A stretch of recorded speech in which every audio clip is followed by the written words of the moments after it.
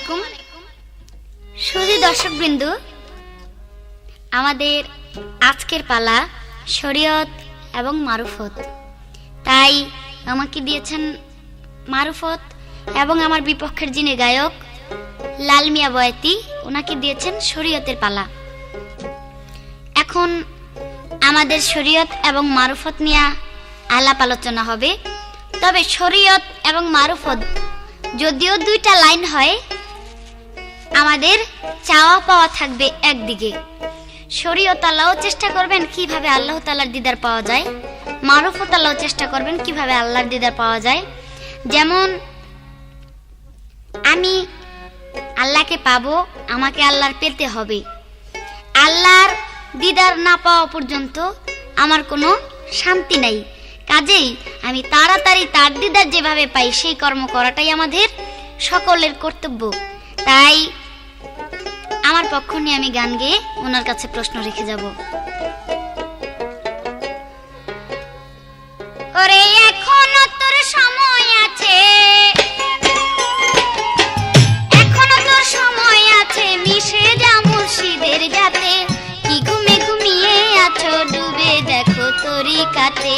কি ঘুমে ঘুমিয়ে আছো, ডুবে দেখো তরিকাতে।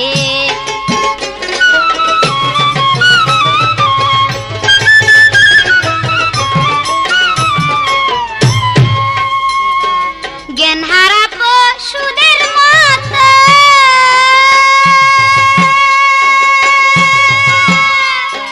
ভব ঘুরে ঘুরবি কত।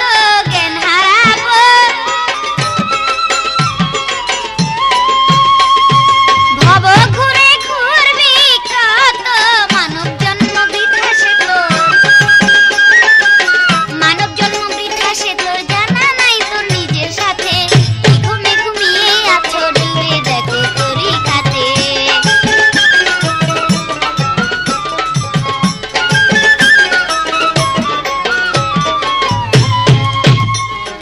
বেমুরিদান আছো যারা, দিলের দরজায় তালা মারা। বেমুরিদান দিলের দরজায় তালা মারা। বৈদিক পথে চলে তারা, বৈদিক পথে চলে তারা, পন্থহারা খালি হাতে। কি ঘুমে ঘুমিয়ে আছো, ডুবে দেখো তরিকাতে।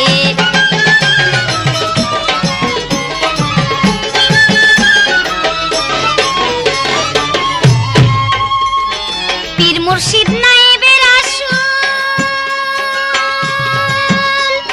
যে চিনে সে হয় না বাতুল। পীর মুর্শিদ না,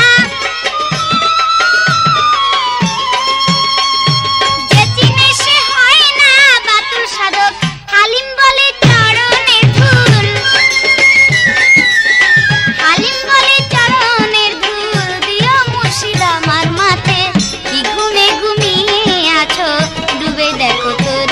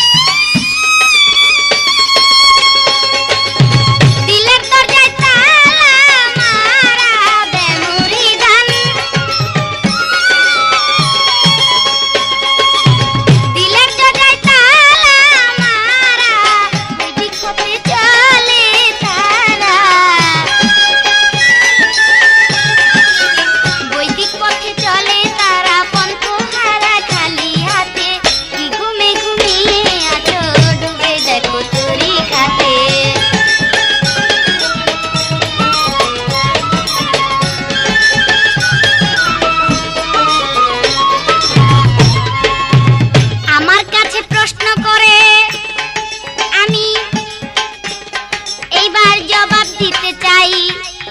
সর্বপ্রথম রাজা সরে আমি প্রশ্ন করতে চাই, সুন্দরভাবে আসরেতে জবাব যেন আমি পাই।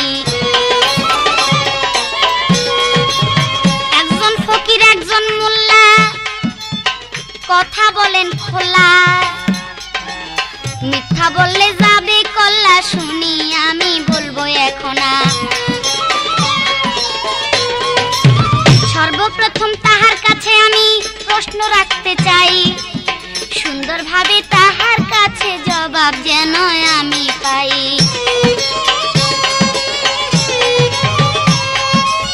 পাঁচ ওয়াক্ত পাঞ্জেগানা নামাজ আমরা সবাই পড়ে যাই।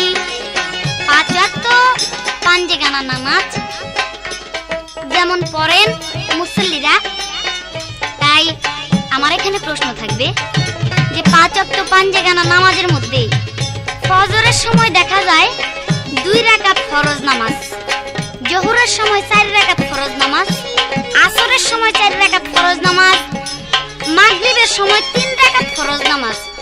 এই যে ফজরের সময় দেখা যায় 2 রাকাত ফরজ এবং মাগরিবের সময় 3 রাকাত, আর আসর, জোহর এবং এশা এই 3 রাকাত নামাজের সময় শুধু 4 রাকাত 4 রাকাত, 3 ওয়াক্ত নামাজের সময় 4 রাকাত 4 রাকাত করে ফরজ। এই যে নামাজ ফরজটা ছোট বড় হলো কেন? এই আমার একখানা প্রশ্ন রইল আপনার কাছে, এবং আমি আরো একটা প্রশ্ন জানতে চাই আপনার কাছে। আপনি সুন্দরভাবে ব্যাখ্যা দিবেন যে নামাজ পড়ার সময় আপনি কোন সময় দেখা যায় একটা সূরা বেশি বড় বলতেছেন, আবার একটা সূরা ছোট বলতেছেন। এই সূরাটাই বা ছোট বড় হলো কেন? এই আমার প্রশ্ন, আপনি সুন্দরভাবে বলবেন। এবং ডবল সূরা কেন দেন এবং সিঙ্গেল সূরাই বা কেন দেন? এক ওয়াক্ত নামাজের মধ্যে দেখা যাইতাছে যে 1 রাকাত নামাজের মধ্যে দেখা যায় ডবল সূরা দিতেছেন, আর 1 রাকাত নামাজের মধ্যে সিঙ্গেল সূরা। এই ডবল এবং সিঙ্গেল সূরা দেওয়ার কারণ কি? এই আমি আপনার কাছে সুষ্ঠুভাবে মীমাংসা চাই। এই পর্যন্তই আমার জিজ্ঞাসা, আশা করি সুন্দরভাবে যেন বুঝাই দেন। এ পর্যন্ত রইল কথা, বলে দিবেন মূল বারতা, বলে দিবেন মূল বারতা, শুনবই আমরা এই সভাতে।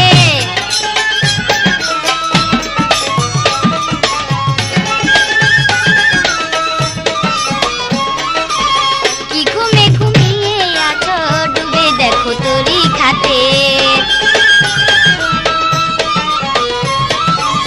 কি ঘুমে ঘুমিয়ে আছো, ডুবে দেখো তরি খাতে।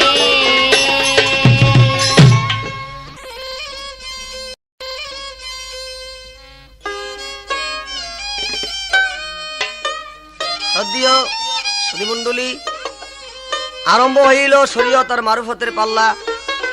সবাই করেন আল্লাহ আল্লাহ, লাইগে গেল ভাবের পাল্লা। যেমন একজন ফকির আর একজন মোল্লা। ধর্মসভাটাই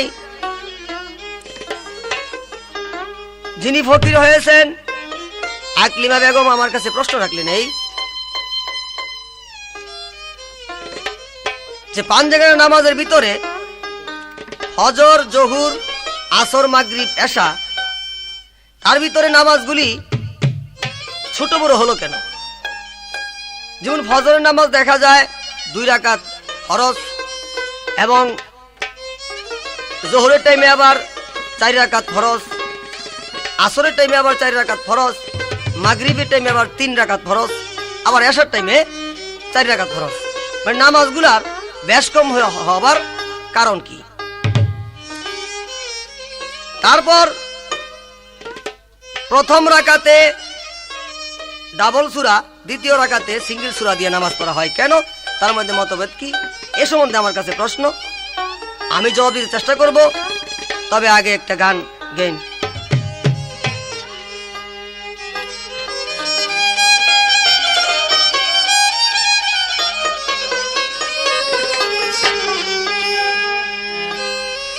ওরিয়াওয়ালা খেরে যা খেরে বাতন, যুগে যুগে মস্ত পায়, হারে যুগে যুগে মস্ত পায়।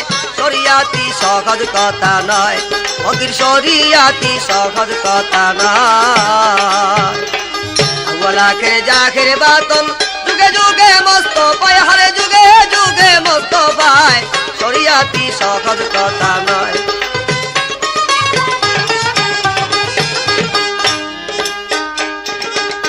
আগে আল্লাহর নূর ছিল সেই নূরে নবী হইল মোহাম্মদ নাম প্রকাশিল মদিনায় আগে আল্লাহর নূর ছিল সেই নূরে নবী হইল মোহাম্মদ নাম প্রকাশিল মদিনায় সেই নবীর নূর ঝরে সব রূপ তৈয়ার করে সেই নবীর নূর ঝরে সব রূপ তৈয়ার করে এক দরত্বের ডালে সেটাতে মোহিত হয় শরিয়াতি সহজ কথা নয় আখের জাখের বাতন যুগে যুগে মস্ত পায় হারে যুগে যুগে মস্ত পায়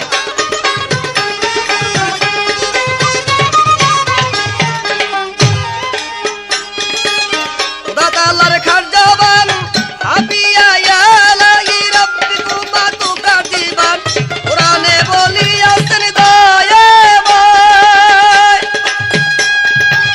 খোদা তাআলার খার জবান হাবিয়া ইয়া লাহি রাব্বিকুম তুকাদিবান কোরআনে বলিয়াছেন মানুষুরাইয়ার রহমান হইবে হাসর ময়দান মানুষুরাইয়ার রহমান হইবে হাসর ময়দান হাতে দরিয়া মিজান ওজন দিবেন মোস্তফায় শরিয়াতি সহজ কথা নয়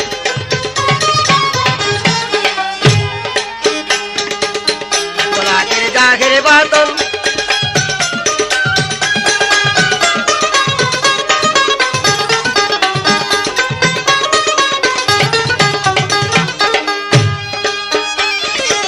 চাইয়া দেখো মক্কার ঘরে ইসলামের ঈশানুরে আজানে করুন সুরে মন মাতায় চাইয়া দেখো মক্কার ঘরে ইসলামের ঈশানুরে আজানের করুন সুরে আকি মুরসালাতা ওয়াই তুর জাকাতা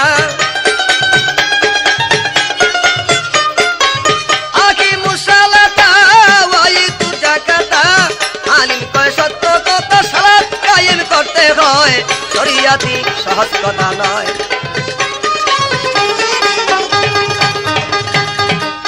আগে জাগের বাতন যুগে যুগে মস্ত পায় হারে যুগে যুগে মস্ত পায়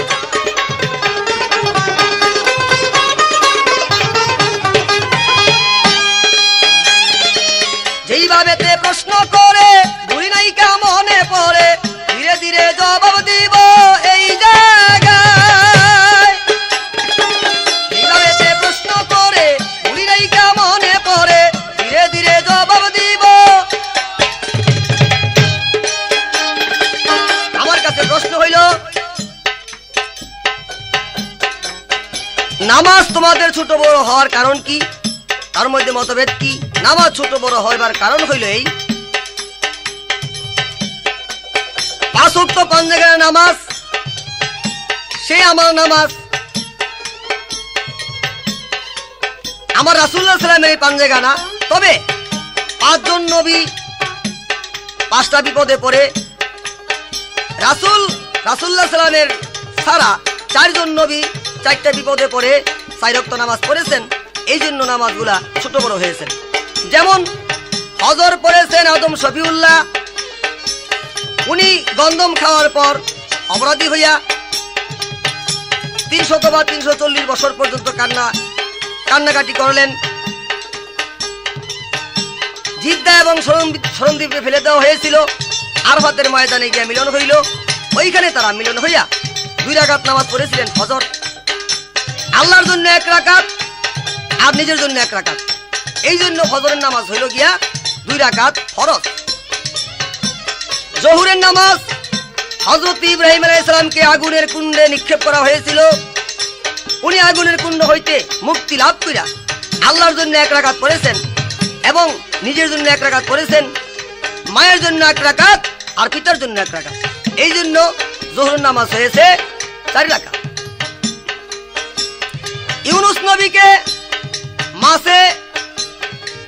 মাছের পেটে উনি বিপদে পড়েছিলেন, মাছে ওনাকে খেয়ে ফেলেছিলেন। উনি সেই মাছের পেট হইতে মুক্তি লাভ করিয়া 4 রাকাত নামাজ পড়লেন। তদ্রুপ আল্লাহর জন্য 1 রাকাত, নিজের জন্য 1 রাকাত, মায়ের জন্য 1 রাকাত এবং পিতার জন্য 1 রাকাত। 4 রাকাত হলো। এবার আসলো মাগরিবের নামাজ।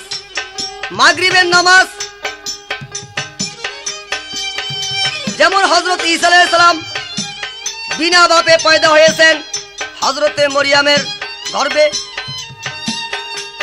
ওনার পিতা নাই, তাই আল্লাহর জন্য 1 রাকাত, নিজের জন্য 1 রাকাত এবং মায়ের জন্য 1 রাকাত পড়েছেন। তাতে হয়েছে মাগরিবের নামাজ 3 রাকাত। এশার নামাজ পড়েছেন হযরতে মুসা আলাইহিস সালাম, উনি 4টা বিপদ থেকে মুক্তি পাইয়া 4 রাকাত নামাজ পড়েছিলেন। যেমন 1 নম্বরে বিপদ হয়েছিল ফিরআউনের সাথে তার যুদ্ধ, ঘোর অন্ধকার রাত্র ছিল, ঝড় বৃষ্টি তুফান ছিল, নীল নদী তার পাড়ি দিতে হবে, তারপরে ওনার স্ত্রী ছিল গর্ভবতী। এই 4টা বিপদ থেকে উনি মুক্তি লাভ করিয়া 4 রাকাত এশার নামাজ পড়েছিলেন।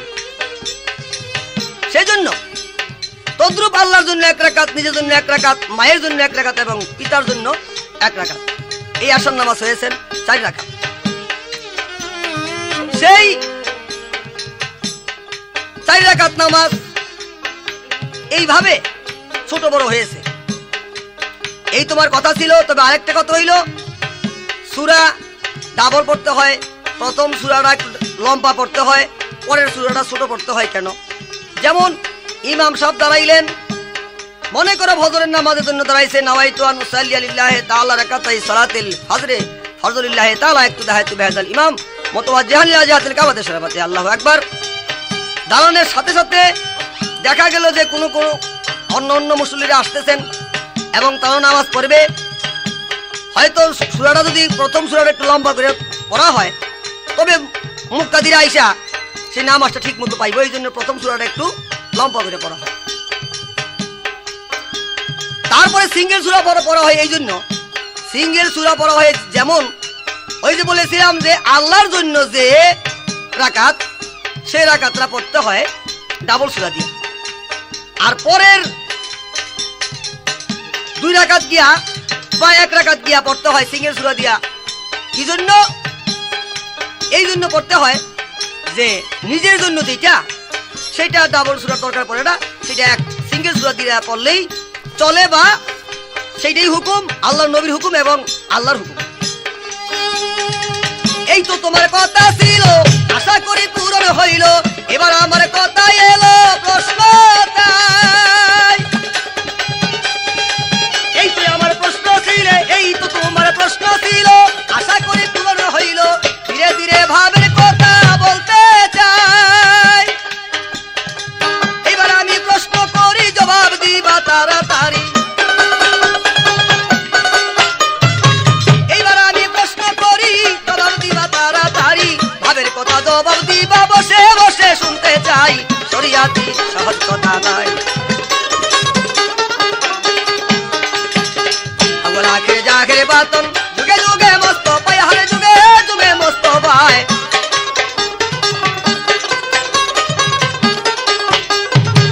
আমার প্রশ্ন থাকবে, তুমি যে ফকির হয়েছ, শুধু তুমি ফকির হয়েছ কার জন্য? আমার প্রশ্ন, তুমি ফকির হয়েছ কার জন্য এবং ফকির শব্দের অর্থই বা কি? আরেকটি প্রশ্ন থাকবে, তোমার যে পীর, যার হাতে তুমি বায়াত হয়েছ বা মুরিদ হয়েছ, আমার প্রশ্ন থাকবে, তোমার পীরের জন্মটা কোথায়? তোমার পীরের জন্ম কোথায়, কোথায় তার বাস, এবং কি বস্তু পেয়ে তুমি হইলা তার দাস? তার দাসত্ব তো স্বীকার করলা, কি বস্তুর বিনিময়ে এবং কি বস্তু পেয়ে তুমি তার দাসত্ব স্বীকার করলা? তোমার পীরের জন্ম কোথায়, কোথায় তার বাস, কি বস্তু পেয়ে তুমি হইলা তার দাস, এবং কেনই বা তার কাছে তুমি গেলা? আর ফকির শব্দের অর্থই বা কি? এই আমার প্রশ্ন। এই তো আমার প্রশ্ন রইল, ধীরে ধীরে খুলে বলো। ভাবের কথা জবাব দিবা এই জায়গায়। এই যে আমার প্রশ্ন রইল, ধীরে ধীরে খুলে বলো, ভাবের কথা জবাব দিবা এই জায়গায়। আকি মুসালাতা ওয়াই তু জাকাতা, আকি মুসালাতা ওয়াই তু জাকাতা। আলিম কয় সত্য কথা সালাত কায়েম করতে হয়, শরিয়াতি সহজ কথা নয়, ফকির শরিয়াতি সহজ কথা নয়।